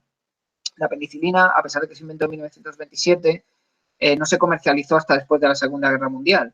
Estos campamentos los estamos datando en 1946. Entonces, de alguna manera que la penicilina se está empezando a utilizar de forma civil, vamos a decir, en 1944, 45, y que en 46 ya esté llegando a estos montes, que bueno, si estáis por allí entenderíais, o sea, desde nuestra percepción urbanita, por lo menos desde la mía, vería, esto es periférico, esto aquí no viene nadie, aquí no vive nadie, esto es Buñuel 2.0, Tierra de Urdes y tal. Bueno, pues allí la guerrilla antifranquista fue un elemento de modernidad de tal manera que uno de los primeros sitios donde se utilizaba penicilina en la península ibérica fue Galicia, en concreto los montes de Casallo, donde estamos estudiando esto. Y el último ejemplo, antes ya de finiquitar, es este tema de la industria del wolframio, de la industrialización en términos generales, como uno de esos procesos que están, bajo mi punto de vista, desarticulando ya de forma irremediable las sociedades campesinas que estamos dibujando, ¿no? desde la Edad Media. Esta es una mina de wolframio que estamos estudiando, se llama la Ciudad de los Alemanes porque fue controlada por los nazis durante la Segunda Guerra Mundial, y lo que nos refleja materialmente es el paso de esas sociedades campesinas con una sociabilidad campesina tradicional, los términos que podría dibujar Shanin, en una sociedad plenamente industrializada, capitalista, ¿no? Además, en este caso lo que estamos viendo es cómo, en el caso de la península ibérica, en el caso de Galicia, esto vino de la mano del franquismo y de la imposición de un régimen totalitario.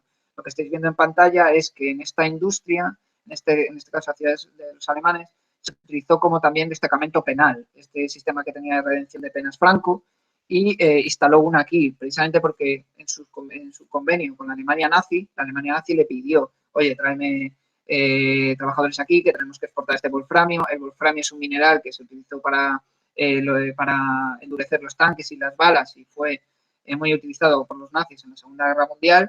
Y en esta mina que estamos estudiando hubo uno de estos destacamentos penales, que es muy curioso, y esta es una de las grandes contradicciones de la modernidad.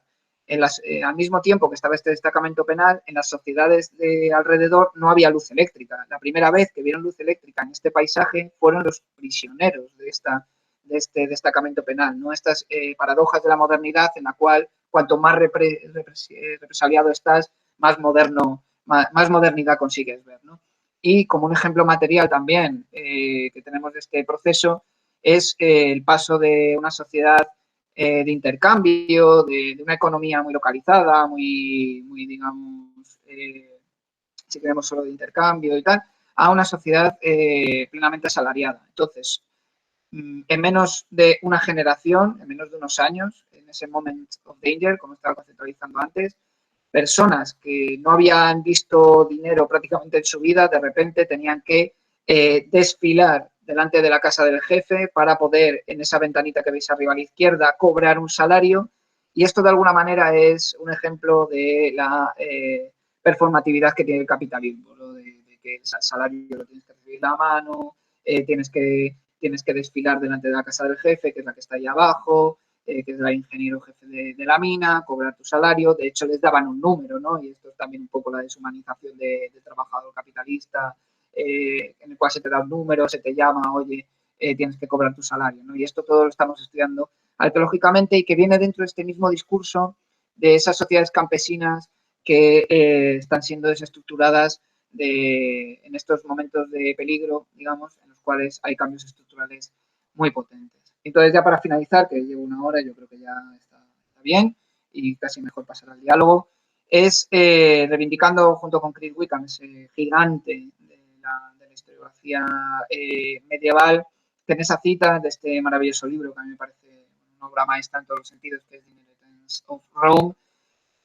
lo que venía a decir es que el campesinado ha sido ese sujeto sin historia al cual la arqueología le puede dar su historia. Entonces, creo que tenemos los mimbres y ahora mismo nos situamos en un momento historiográfico muy interesante para empezar a darle voz a estas sociedades sin historia. De nuevo, y retomando al principio, en la medida en la que seamos capaces de superar compartimentos estancos que creo que no son muy útiles a nivel de periodización, de cómo funciona la academia, de cómo estructuramos el conocimiento y poder saber, que diría Foucault, ¿no? Pues en este caso, en arqueologías periódicas que creo que pueden derivar en una arqueología temática, en este caso, en mi caso, estudiando el campesinado en la larga duración, que nos puede permitir entender incluso fenómenos actuales como son las manifestaciones en India, que es con lo que habría.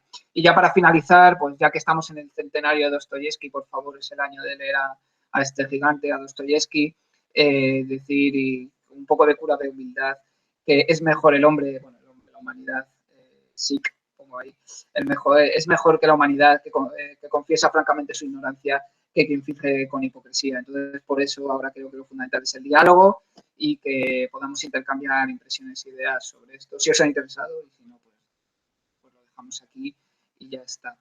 espero que hayáis oído todo esto. Con esto termino, espero que lo hayáis oído, porque si ahora me dice, si me llama Guillermo que se ha parado, yo creo que lo dejamos, vamos. Como tenga que daros este chapón otra vez. Bueno, que muchísimas gracias por invitarme y quedo a los comentarios, preguntas, todo lo que consideréis oportuno. Así que muchísimas gracias.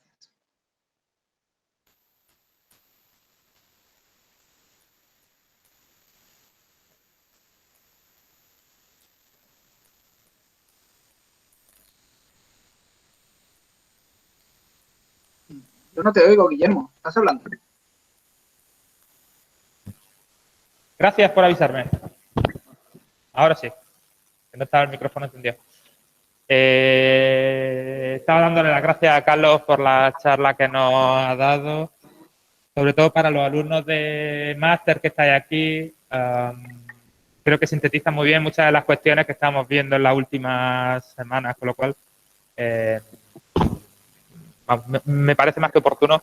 Y para los alumnos de máster yo creo que quizás lo más interesante es esa propuesta que recogía al principio de plantear arqueología temática, no arqueología simplemente de periodo.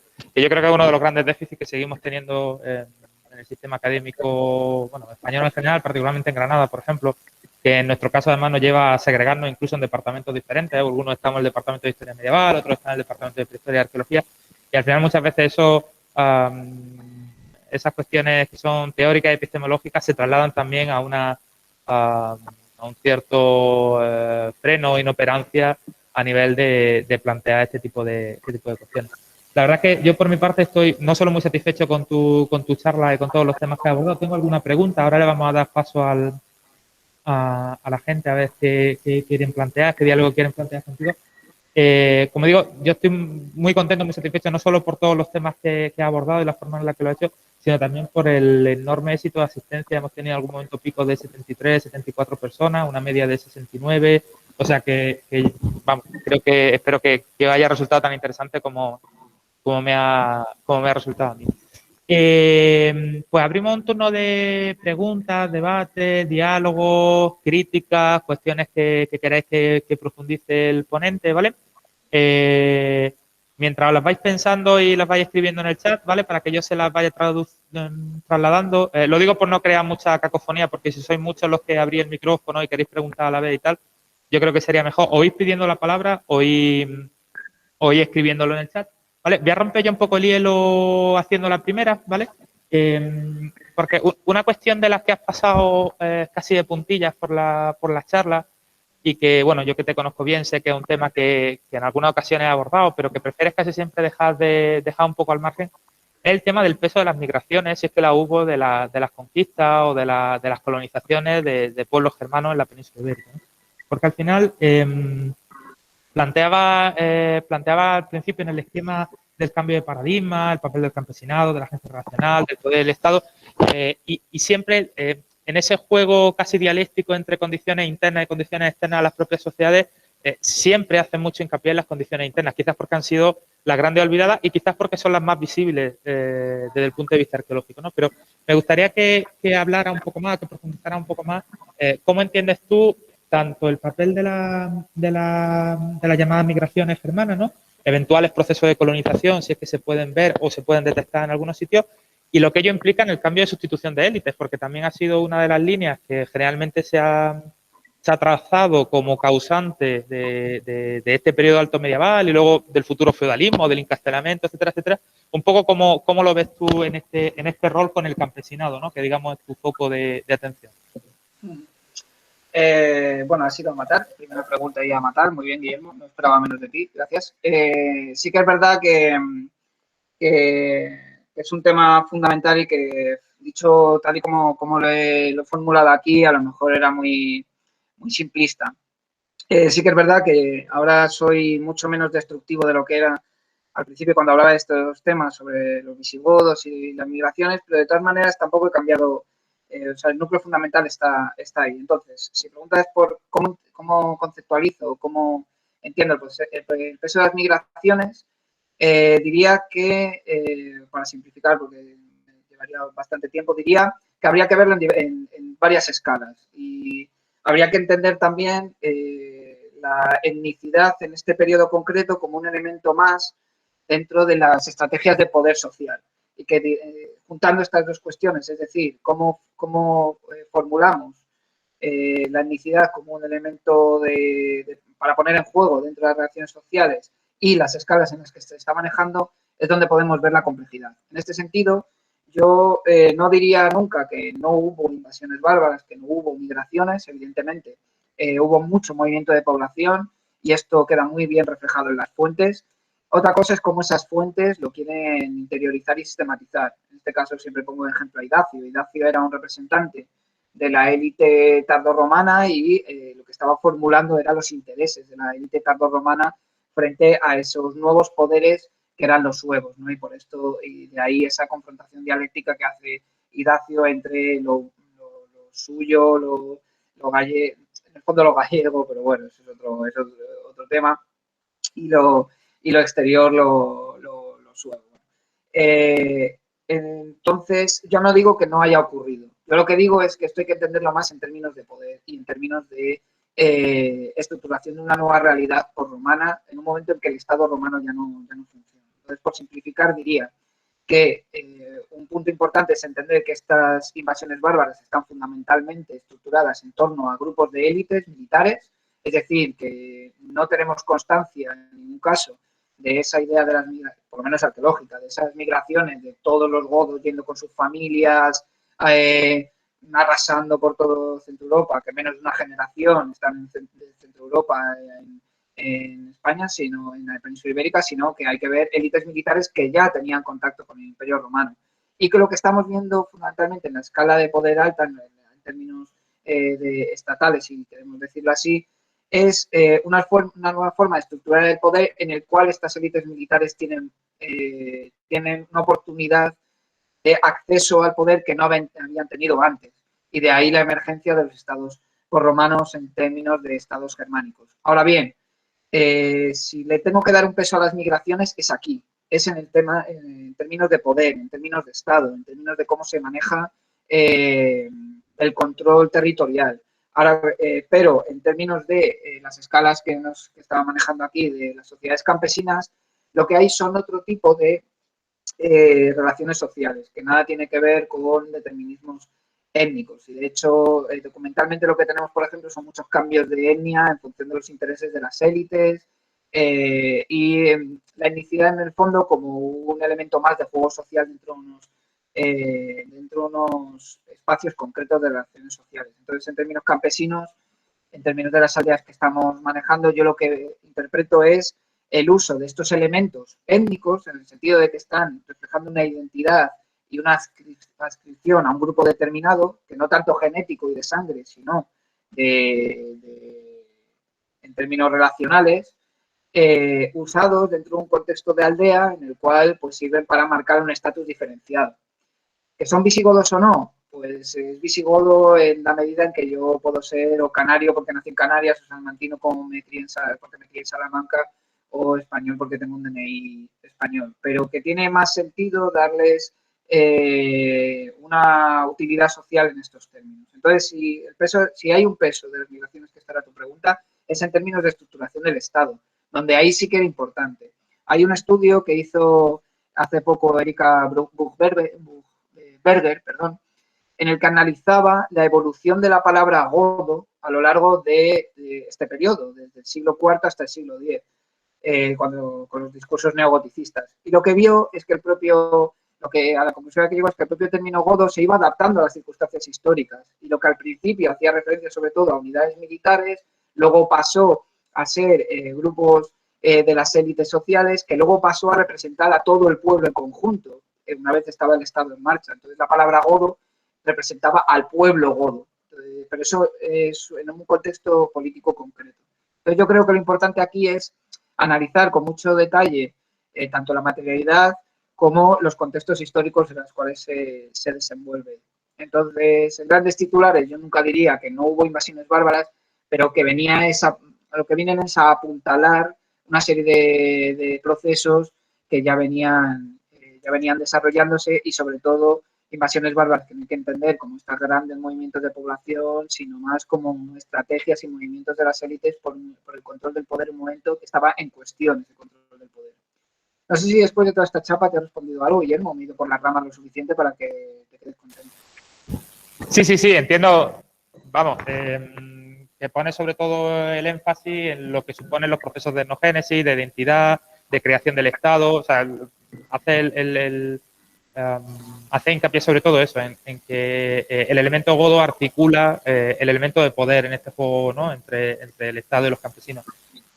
Lo que pasa es que eso me lleva, sería una reflexión larga, creo que vamos a darle palabra a los demás, pero sí que me gustaría dejar la reflexión, si no la recogen luego, ¿cuánto tiene de esencialismo eso? En el sentido, si eso no permite legitimar tanto las narrativas sobre lo hispano-visigodo como luego las narrativas sobre la propia Reconquista, ¿no? Que como sabes, quizás lo que yo vengo trabajando más, en el sentido de minimizar el papel que pueden tener los propios procesos de migración o los propios procesos de colonización.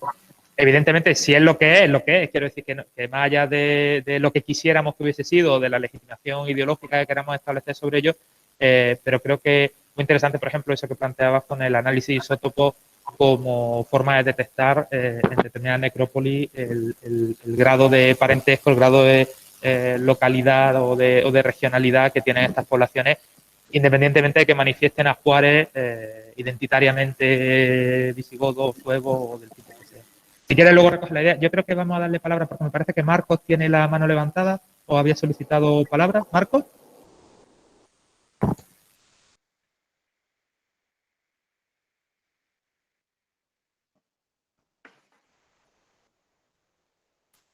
No se te escucha nada, Marcos, pero parece que tiene el micrófono abierto.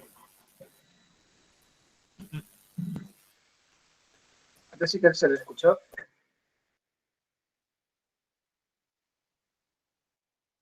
Joder. Prueba a quitarte Es que como tienes trasladado el audio a la pantalla ahí en el despacho, puede ser que por eso no se te escuche a través de los micrófonos. Prueba a quitar. Ahora tienes el micrófono apagado.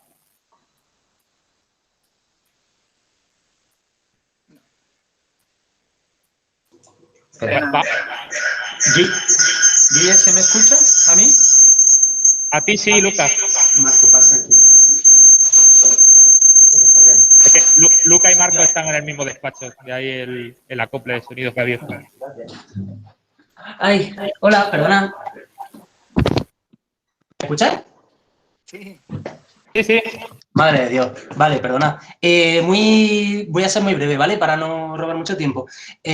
Muchas gracias, Carlos, por la charla. Ha sido interesantísima. Para nada una chapa, como dices. Ha sido, de verdad, realmente interesante. Y tengo un montón de puntos que me lo guardo para discutirlos contigo y para contrastarlo en otro momento, sobre identidad, sobre etnicidad, sobre agencia, modo de producción campesino, riesgo productivo dentro de las comunidades campesinas, muchos elementos, pero que bueno, que ya cuando venga a Granada o cuando nosotros cuando nos veamos en otro momento lo podemos discutir.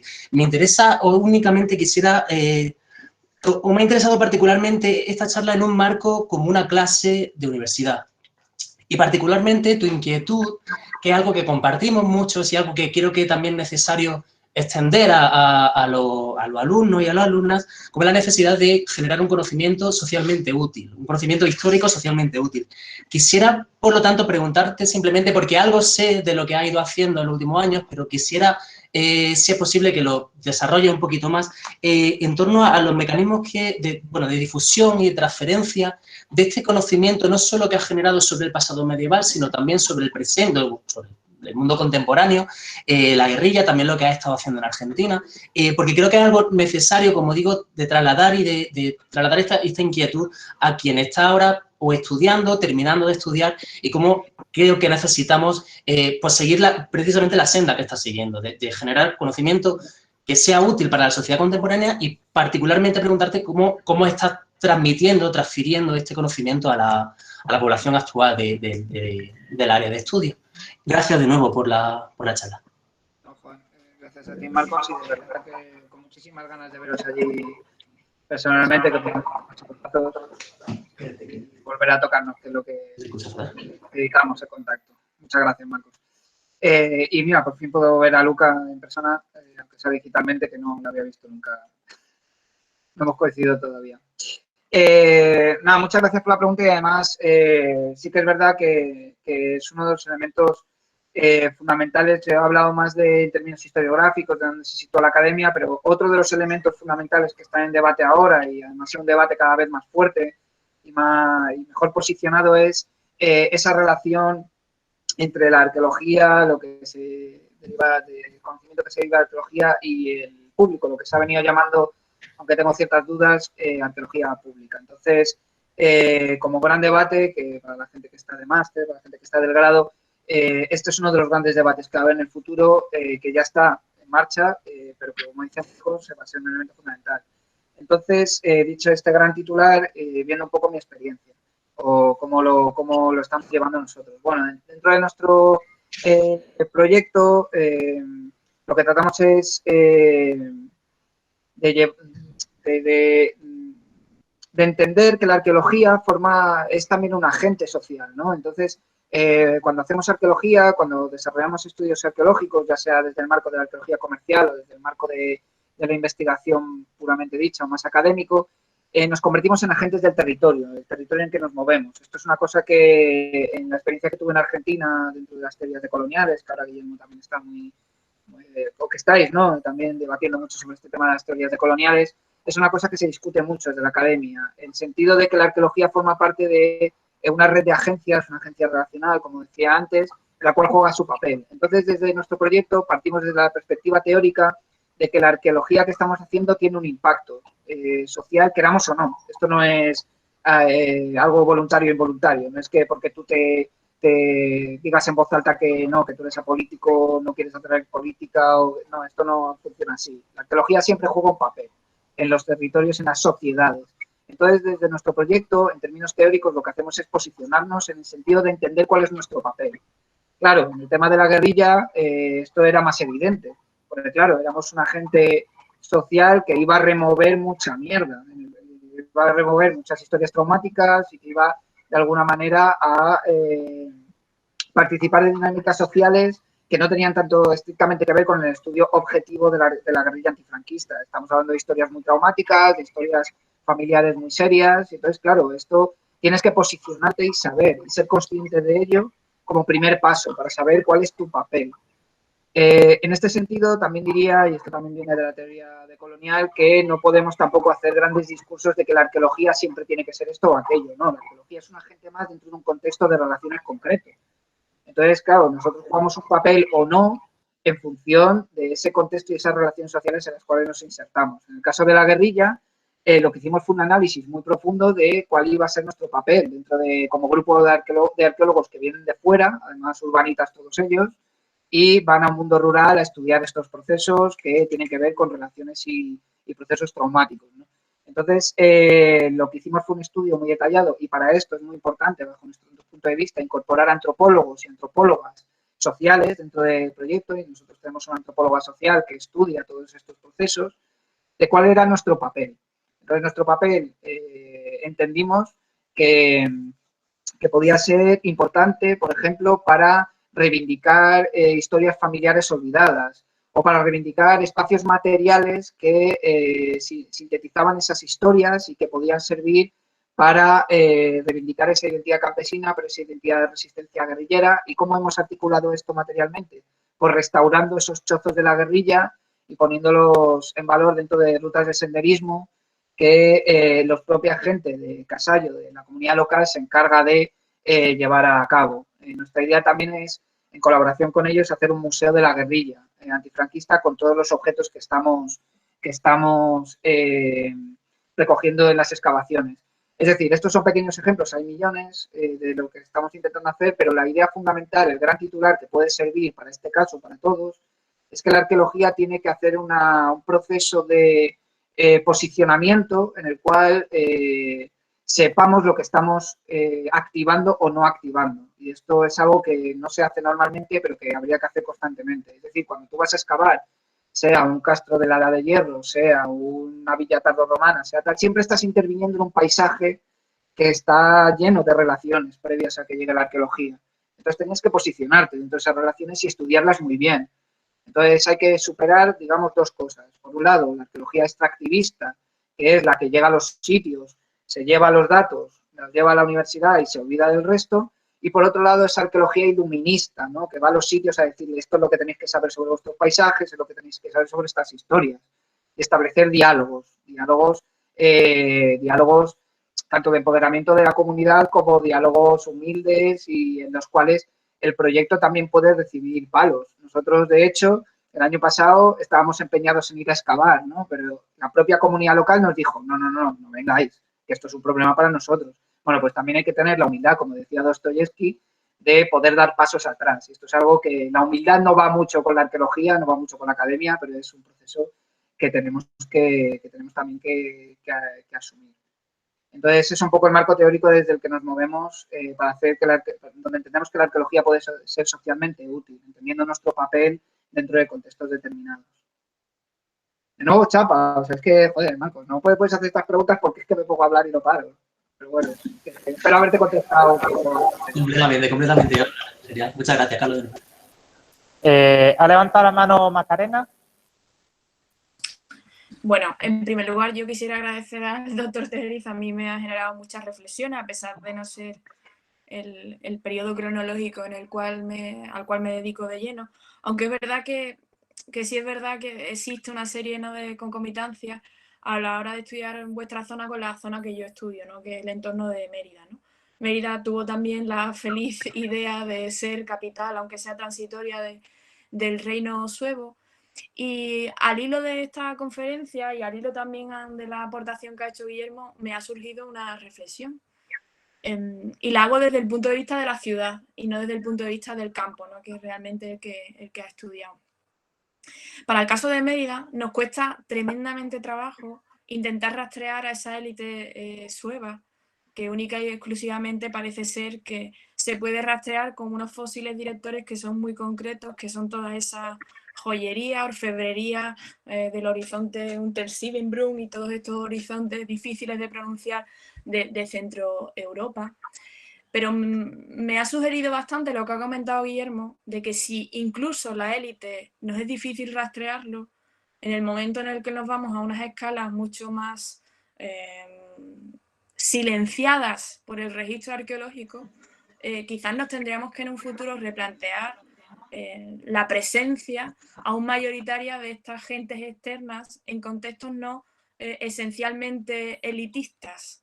Lo digo un poco tomando las referencias de vuestro querido Idacio, quizás no el autor más positivo para hablar de estas criaturas, por todos esos apelativos de Infélix, Destructio, e incluso, ¿no?, esa famosa leyenda, ¿no?, de que en ese año ni en el río Miño se pudo pescar nada cuando llegaron estos suevos. Intentar quizás abrir un poco la mentalidad en un futuro y sobre todo basándonos en estos análisis de isótopos, ADN, que cada vez más se están poniendo en el candedero, de ver cómo en un futuro tengamos que buscar a estas gentes externas fuera de esos ámbitos elitistas de sedes regias o fuera ámbito de esas sedes elitistas de carácter urbano, ¿no?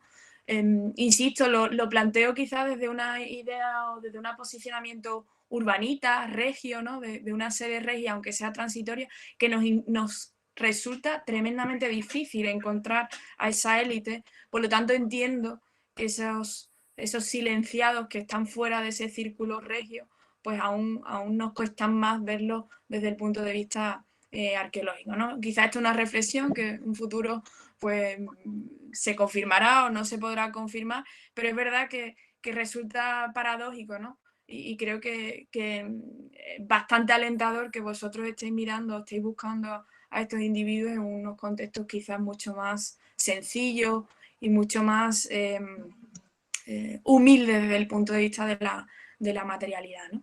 Coincido con los compañeros que me ha resultado muy interesante, sobre todo por el planteamiento teórico, ¿no?, transversal, ¿no?, de ver el mundo de la transición de la tardoantigüedad a la época alto medieval como algo más de Occidente, es decir, lo que las teorías postcoloniales denominan al margen de Occidente, es decir, intentar buscar otras reflexiones o buscar otros sujetos que claramente presentan paralelos fuera, pues, de nuestra visión ombliguista, eurocentrista que tenemos, ¿no? Por lo tanto, me alegro mucho de haber apostado por esta conferencia, sobre todo a la vista del gran número de seguidores que ha tenido, que no son solo 60 o 70, sino también son esos alumnos que se han visto o que están viéndolo desde esa aula y que sin lugar a dudas pues nos abren nuevas reflexiones, ¿no?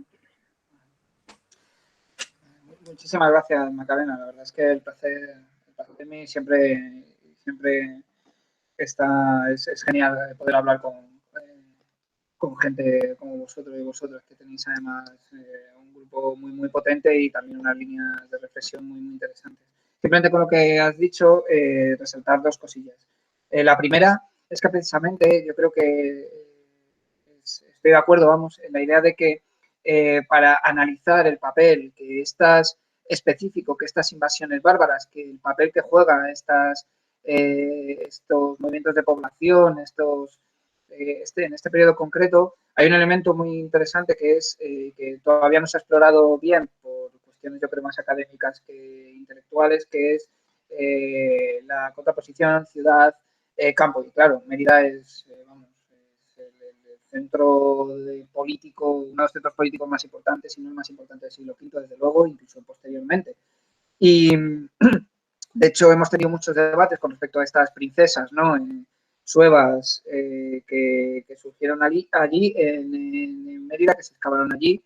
Y claro, lo interesante es precisamente por donde lo llevabas tú, que es entender cuáles son los registros materiales que nos permiten vincular, no tanto, creo yo, que no creo que sea lo fundamental aquí, personas, o sea, determinar si son personas que vienen de fuera o ya estaban ahí, sino por qué en ese espacio concreto utilizan una serie de elementos y de objetos concretos para desarrollar su propia identidad dentro de un marco de relaciones de poder. Esto que he dicho de forma muy larga, muy pomposa, de hecho, muy pretenciosa, lo que viene a decir es que no creo que lo fundamental aquí sea determinar si vienen de fuera o de dentro, sino que incluso la mayoría de lo que estamos viendo en los necrópolis visigodas, vamos a decir, es que los elementos de ajuar están más vinculados a gente que ya vivía allí de largo, aunque bueno, bien soy consciente de que los isótopos establecen algo mucho más complejo que decir si es de aquí o no, pero que en cualquier caso es aquí, y ahí te doy la razón, la importancia de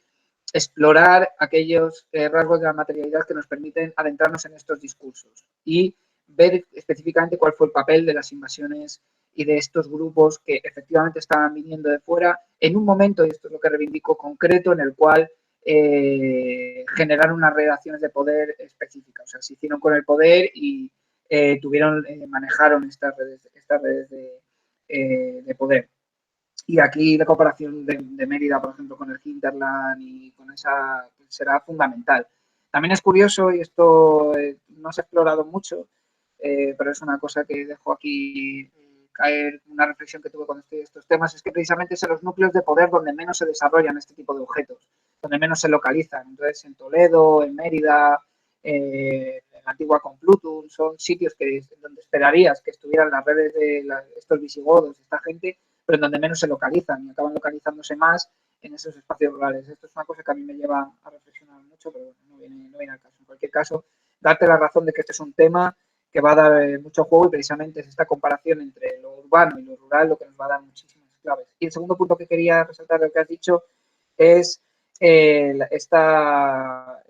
que tiene que ver con la perspectiva eurocentrista y la perspectiva académica actual, que es y que precisamente lo que estamos reivindicando, lo que reivindicamos Guillermo y yo en el texto, pero lo que reivindicamos precisamente estas arqueologías temáticas, lo que nos llevan es a reflexionar en cuáles son esos temas precisamente que pueden ser relevantes en el contexto en el que nos movemos actualmente y de hecho ponernos en diálogo, ¿no? con otras tradiciones académicas que normalmente no tenemos a bien considerar. En este caso mi experiencia en Argentina fue muy positiva porque fui allí con gente de la teoría decolonial sobre todo y lo que hacían ver era que teníamos mucho más que dialogar cuando hablábamos de campesinos, evidentemente, que cuando hablábamos de, en mi caso, pues cerámicas de la Alta Edad Media o iglesias visigodas, ¿no? Y yo creo que estas arqueologías temáticas nos pueden ayudar precisamente a superar ese eurocentrismo que, como bien has dicho, Macarena, pues es un elemento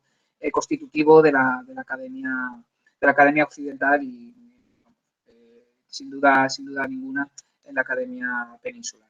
Así que totalmente de acuerdo, muchas gracias por la aportación y espero que la contestación, acabo haciendo contestaciones mucho más largas que las preguntas, así que así estamos. Muchas gracias, Magdalena. Ya está, pues muchas gracias, Carlos. Vamos a dejarlo aquí, pues son 12:15, ¿vale? Tenemos que dejar el aula para que ventile y tal entre clase y clase. Agradeceros de nuevo a todos los que habéis asistido a la charla, espero que haya resultado tan interesante como me ha resultado a mí. Muchas gracias, Carlos, muchas gracias, Macarena, también por hacer lo posible a través del máster. Carlos es una persona muy accesible, o sea que cualquier cosa podéis escribirle al correo, que si encuentra tiempo, porque como veis está hasta arriba siempre de trabajo, os responderá encantado. Y nada. Deciros que muchísimas gracias a vosotros y vosotras y espero la próxima poder hacerla allí en directo, que en fin, Granada se me está resistiendo más que a los Reyes Católicos. Vale, gracias. Pues gracias a todos. Gracias, Carlos.